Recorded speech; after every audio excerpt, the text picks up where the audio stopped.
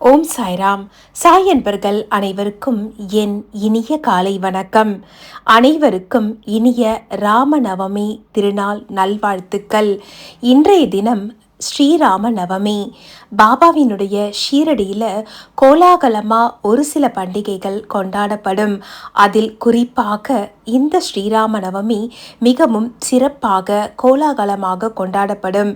ஏன்னா பாபா வாழ்ந்த காலத்திலேயே அவருடைய பக்தர்கள் ஷீரடியில் ஸ்ரீராம நவமியை கொண்டாடணும்னு சொல்லி ஆசைப்பட்டு பாபா கிட்ட போய் இதுக்கான நாங்கள் ஷீரடியில் ராமநவமி கொண்டாடணும், அதுக்கு உங்களுடைய அனுமதி வேணும் பாபான்னு சொல்லி கேட்கும்போது அவர் மகிழ்ந்து எல்லாருக்கும் ஆசீர்வாதம் பண்ணி தாராளமாக கொண்டாடுங்க அப்படின்னு சொல்லி பாபா சொன்னார். அவர் சொல்லி அனைவரும் எல்லா விதமான ஏற்பாடுகளையும் செய்து ஷீரடியில் கோலாகலமாக ராமநவமி உற்சவத்துக்கான ஏற்பாடுகள் தொடங்கியது. இதில் நாம் குறிப்பிட்டு கவனிக்க வேண்டிய விஷயம் என்னென்னா, ஷீரடியில் பாபா வாழ்ந்ததான மசூதியில் ராமநவமி கொண்டாட்டம். இந்த ஒரு விஷயத்தை நீங்கள் கவனித்து பார்த்தீங்கன்னா, இதில் பாபா இந்து முஸ்லீம் இவங்களுக்கு நடுவில் இருக்கக்கூடிய பிரிவினைகளை எல்லாம் சரி செய்து இணைக்கும் பாலமாக கடவுளால் நமக்கு அருளப்பட்ட அற்புதமான சத்குரு.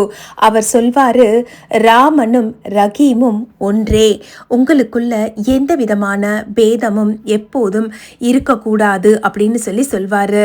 பாபா தான் வாழ்ந்த காலத்தில் தன்னுடைய பக்தர்கள் எப்பவும் ஒற்றுமையாக இருக்கணும், சந்தோஷமாக இருக்கணும் அப்படிங்கிறத எப்பவும் வலியுறுத்திக்கிட்டே இருந்தார்.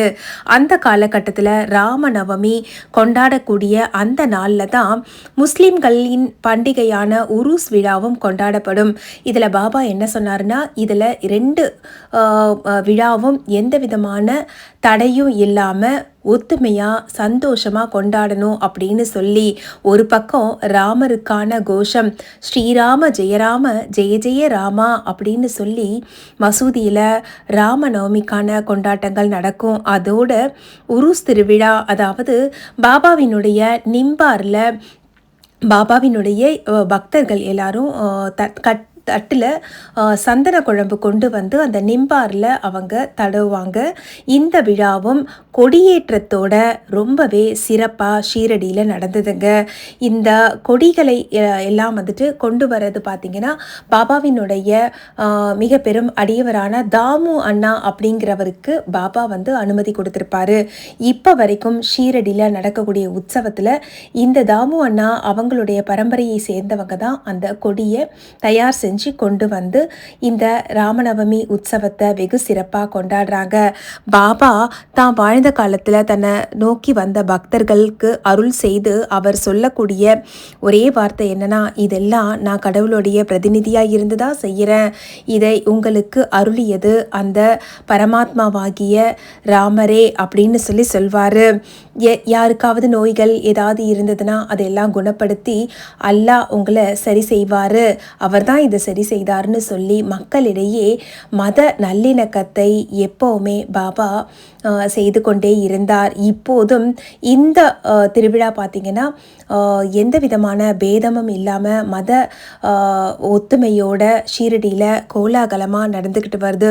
இதன் மூலமாக நமக்கு தெரிய வர்றது என்னென்னா, பாபா வாழ்ந்த காலத்தில் தன்னுடைய பக்தர்களுக்கு என்ன அறிவுரைகளை வழங்கினாரோ அது இப்போ வரைக்கும் இன்னைக்கு வரைக்கும் பாபாவினுடைய அடியவர்களால் பக்தர்களால் கடைபிடிக்கப்பட்டு வருகிறது. ராமநவமி நாளில் பார்த்திங்கன்னா கொடியேற்றத்தோட பக்தர்கள் எல்லாம் ஒன்றா சேர்ந்து ராமநாமத்தை ஜபம் செய்வாங்க. பலவிதமான பிரசாதங்கள் விநியோகம் செய்யப்படும். பக்தி பாடல்களும் ராமரனுடைய அற்புதமான பஜனைகளும் இங்கே ஷிரடியில் வந்துட்டு ரொம்பவே விசேஷமாக நடக்கும். இது எல்லாமே அமைதியாக எந்த விதமான ஆர்ப்பாட்டமும் இல்லாமல் கோலாகலமாக பாபாவின் அருளோடு இப்போ வரைக்கும் செஞ்சுக்கிட்டு வராங்க. இதன் மூலமாக நமக்கு பாபா உணர்த்துறது என்னென்னா, நம்ம வாழ்க்கையில் எந்த விதமான கஷ்டங்கள் இருந்தாலும் சரி, அது எல்லாத்தையும் செய்யக்கூடிய ஒரே அருமருந்து நாமம். அதிலும் குறிப்பாக ராமநாமம் மிகவும் சக்தி வாய்ந்தது. சிவபெருமானே ராமநாமத்தோடைய மகிமையை பற்றி விஷ்ணு சகஸ்ரநாமத்தில் குறிப்பிட்டிருப்பார். என்னன்னா, ஸ்ரீராம ராம ராமேதி ரமே ராமே மனோரமே சகசிரநாம தத்துல்யம் ராமநாம வரானனே. இந்த மந்திரத்தை 3 முறை சொல்லினா விஷ்ணு சகசநாமத்தை முழுமையாக சொன்ன பலன் கிடைக்கும்னு சொல்லி பார்வதி தேவி சிவபெருமான் கிட்ட கேட்பாங்க.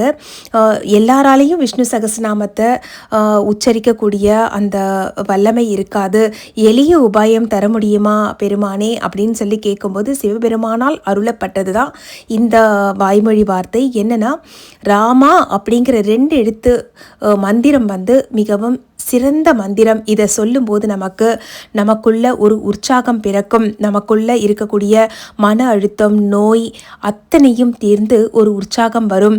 உடம்புல இருக்கக்கூடிய எல்லா விதமான நோய்களும் விலகும். ஏன், அதுக்கும் மேலே நம்ம தேவை என்னவோ அனைத்தையும் நமக்கு நிறைவேற்றி தரக்கூடிய அற்புதமான மந்திரம் தான் ராமநாமம். பாபா இதைத்தான் தன் பக்தர்களுக்கு வலியுறுத்தினார். நாம ஜபம் செய்யுங்க, தினமும் ஸ்ரீராம ஜெயராம ஜெய ஜெய ராமான்னு சொல்லுங்க. உங்களுடைய பிரச்சனைகள் எல்லாம் குறையும். உங்களுக்கு மன அமைதி கிடைக்கும்.